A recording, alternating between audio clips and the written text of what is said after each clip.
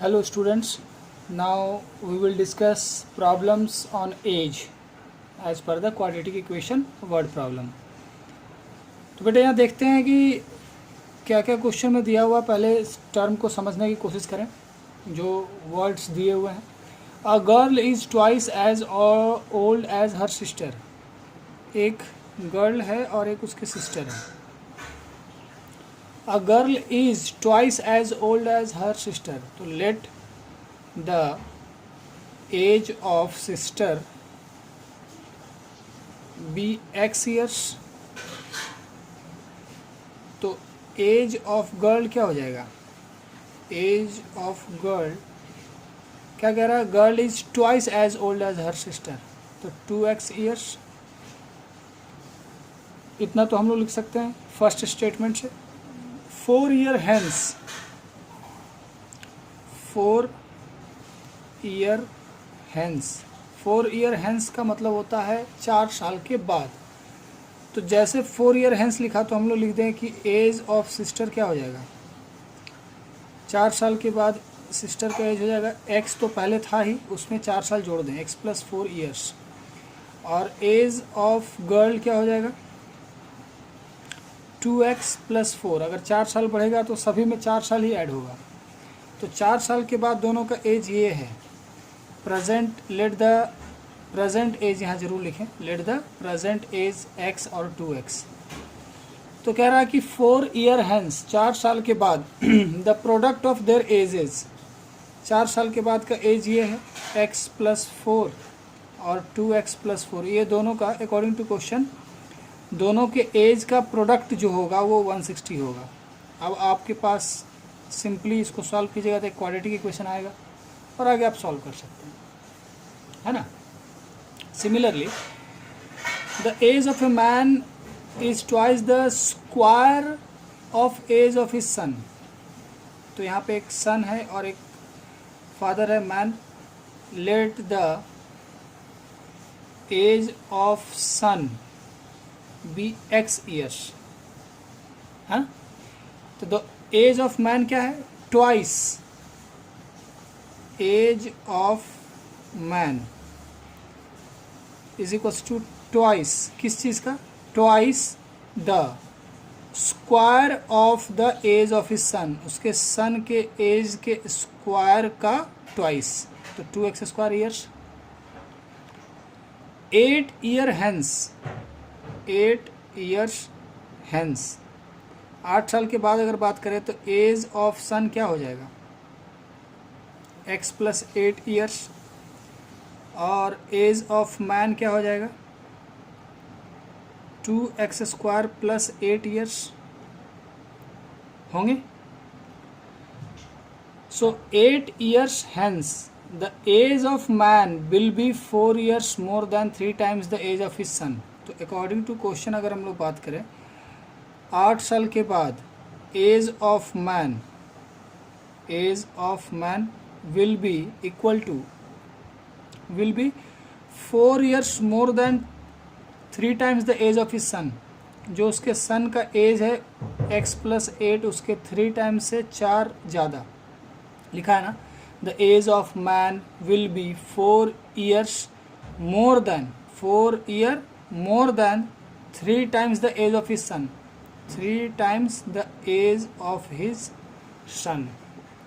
अब आपको ये सॉल्व कर लेना है कि further 2x square plus 8 is equals to 3x plus 24 plus 4.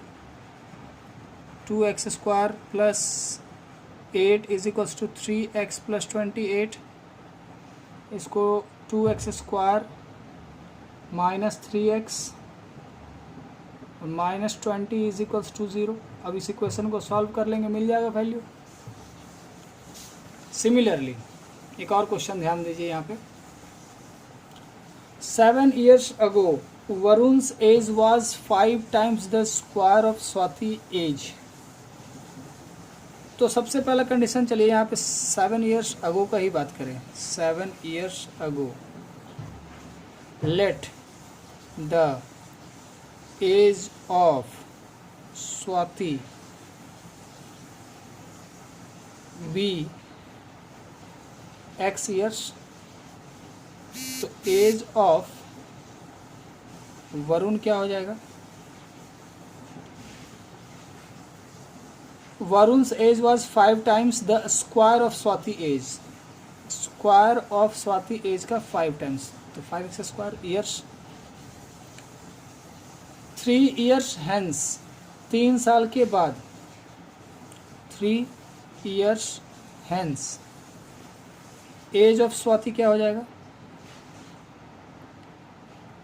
x plus 10 years.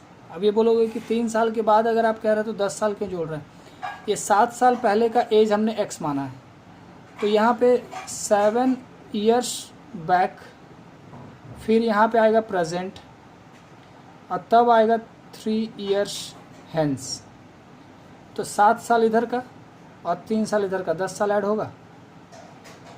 Present पे अगर हम ये प्रेजेंट से 3 साल बाद का और प्रेजेंट से 7 साल पहले का, तो हमने 7 साल पहले का उम्र माना है x, तो यहाँ से यहाँ पहुँचने में 7 साल और 3 साल 10 साल जुड़ेगा, तो एज ऑफ स्वाति हो गया, और एज ऑफ वरुण क्या हो जाएगा, 5x स्क्वायर प्लस 10 ईयर्स होगा।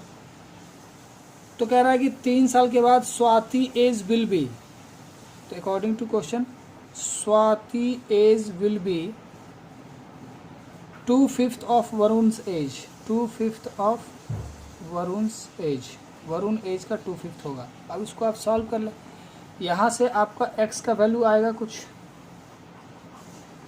x का कुछ वैल्यू आएगा, वो प्रेजेंट एज नहीं होगा, वो 7 साल पहले होगा, तो जो x का वैल्यू आएगा, x का वैल्यू उसमें +7 करना है, और 5x स्क्वायर का भी जो वैल्यू आएगा उसमें भी +7 करना है, क्योंकि ये 7 साल पहले का दोनों का एज है, उसमें 7 साल जब तक ऐड नहीं करेंगे तब तक प्रेजेंट एज नहीं मिलेगा। तो ये गलती नहीं करना है कि प्रेजेंट एज निकालने को दिया जाए और आप सिर्फ x का वैल्यू निकाल के रह जाएं, इस बात का भी ध्यान देना है। Clear? Moving to the next type of question is on problems on speed and time, problems on speed and time. A bus travel at a certain average speed.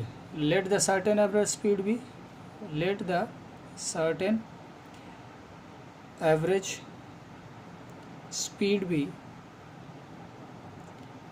x kilometer per hour.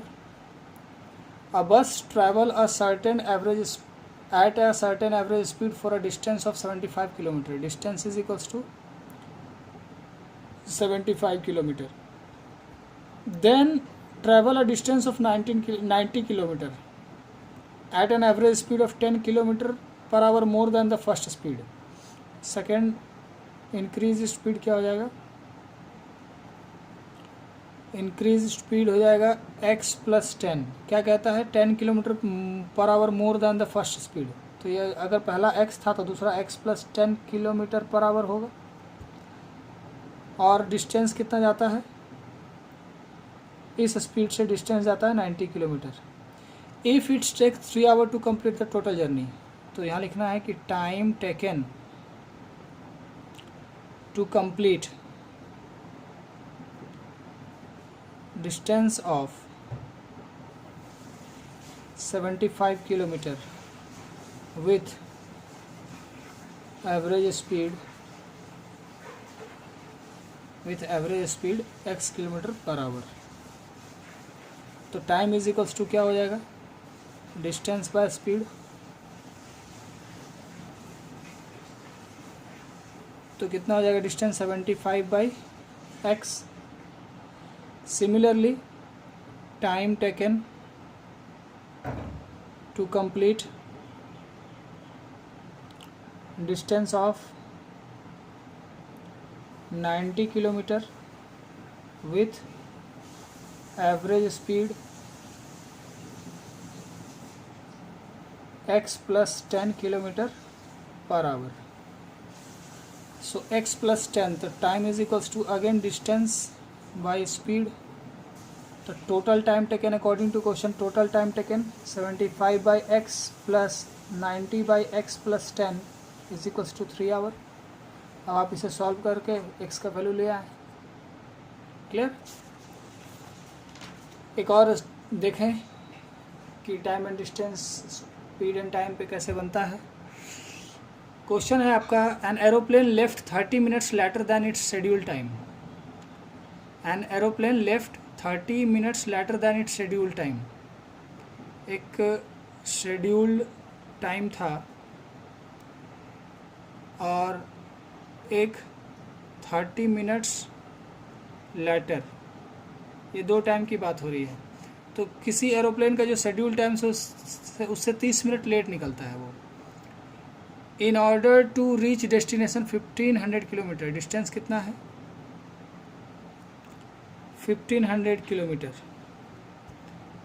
It had 1500 kilometre away in time, it had to increase its speed by 250 kilometre per hour. अगर let the original speed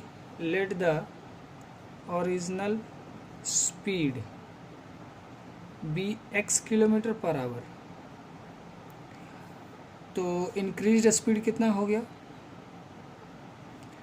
increase speed कितना हो जाएगा x plus 250 kilometre per hour. Question को पहले ध्यान समझना है। कहता है कि एक एरोप्लेन है जो 30 मिनट देर से खुलती है, अपने शेड्यूल टाइम से, निर्धारित समय से 30 मिनट्स लेट चलती है। In order to reach the destination 1500 kilometre away in time, मतलब 1500 किलोमीटर उसको उड़कर जाना भी है और टाइम पे भी पहुंचना है। यहाँ से तो लेट है बट वहाँ पे टाइम पे पहुंचना है। क्लियर? तो अगर टाइम पे पहुंचना है तो रास्ते में स्पीड बढ़ाना होगा। तो it had to increase its speed by 250 kilometre per hour from its usual speed. पहले वो नॉर्मली जिस स्पीड से जाता था उससे 250 kilometre per our speed increase करके जाना होगा, तभी जाके वो टाइम पे पहुंचेगा। तो उसका यूजुअल स्पीड, ऐसे नॉर्मल स्पीड क्या था, तो मान लीजिए कि ओरिजिनल स्पीड जो उसका है x kilometre per hour, increase speed हो गया इतना। Time taken to reach destination by x kilometre per hour क्या होगा, distance by speed. Similarly time taken to reach destination by x plus 250 kilometre per hour. तो distance इतना जाना है, लेकिन किस स्पीड से जाना है, इस स्पीड से। अब एक बात बताइए, अगर एक 30 मिनट लेट से भी चलकर सही समय पे पहुंच रहा है तो वो ये कंडीशन है, और ये नॉर्मल स्पीड से चल रहा है तो इतना समय लगा रहा है, इतना आवर्स लगाएगा ये। तो अकॉर्डिंग टू क्वेश्चन अगर देखें कि पहले वाले केस में लगा समय और दूसरे वाले केस में लगा समय, दोनों के बीच का डिफरेंस अगर हम निकालें तो हाफ एन आवर है।